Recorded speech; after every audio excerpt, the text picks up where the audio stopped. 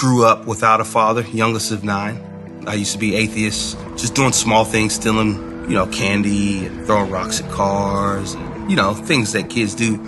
And it kind of graduated, from when I joined the gang at the age of 17, and it was pretty much down here from there.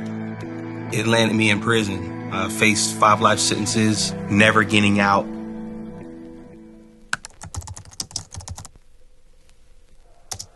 Jared. Hey, man. Thank you so much for being here today. Man, you're so connected to our church and our campus, but a lot of people don't know your story. Like, I was in the county jail, I didn't have any direction. I didn't believe that I was going to make it out of prison alive. There's been days where I've just wanted to die. There was this guy, his name was David Johnson, and he used to just try to get me to come to church. And they used to have it like in the gymnasium, and I wouldn't go. I was like, no, and there wasn't no God, and I was God, and that worked for about 3 months. But he just kept being persistent, and so one day I went out there, man, and there was a pastor preaching, and he said that there's somebody here that doesn't believe in God. And he said, if that's you, I want you to challenge God to something only he can do. And at this time, man, my family was pretty much out of my life, man. So I went back to my room that night and prayed to God. I said, God, if you're really real, put my family back in my life. I just want my family back in my life. And before the month was out, all 8 of my brothers and sisters, including my mother, wrote me a letter. Definitely a God thing, man. He definitely showed me that, hey, I love you. I'm real. So from there, the next 8 years, man, I just plugged in and continued to read my Bible, and I gave my life to Jesus. And I got out August 15th, 2015, after doing 12 years in prison.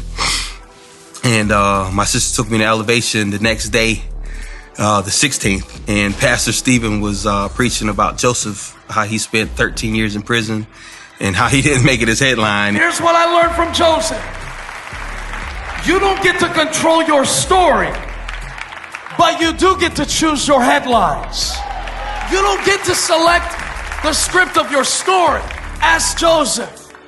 But I refused to let what happened to me when I was 17 be the headline of my life when I'm 30.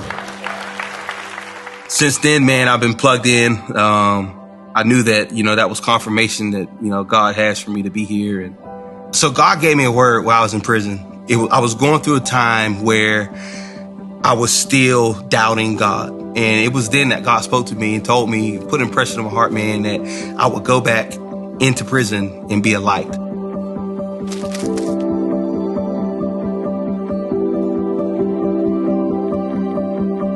It's not easy, but I'm very passionate about it. So it kind of makes it easier. But it makes me kind of come alive, man. Whenever I pray with the men and I see that they're on the edge, they want to learn. That makes me just be able to open up. So in situations like that, when I'm walking through the prison, I try to prepare my mind like hundreds are going to get saved. Families are going to be restored, and so those are the things that go through my mind, and it kind of settles me. It definitely gets surreal. Incredible.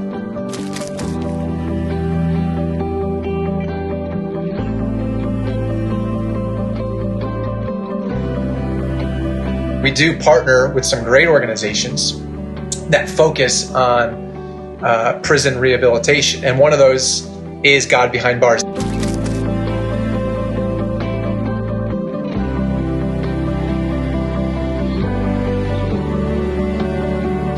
Their initiative, by August 1st, we want to provide 200,000 tablets to inmates across the country. But these tablets are going to provide inmates to study scripture, to watch sermons, to do Bible studies, to spiritually develop and grow.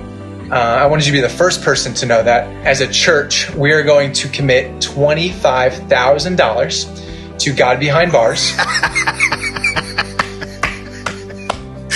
That's big. That's awesome. Okay. In support of their initiative. And it's so exciting. because we're not going to, as a church, we're just not going to stop at anything. That's awesome, man. That's huge. That is like literally the light in the dark place. Literally. Because of you and because of people like you who serve, who give, we're reaching more people now than ever.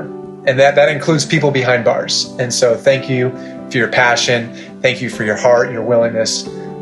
God's doing something amazing through you and our church. And so you're awesome, man. I love you, brother.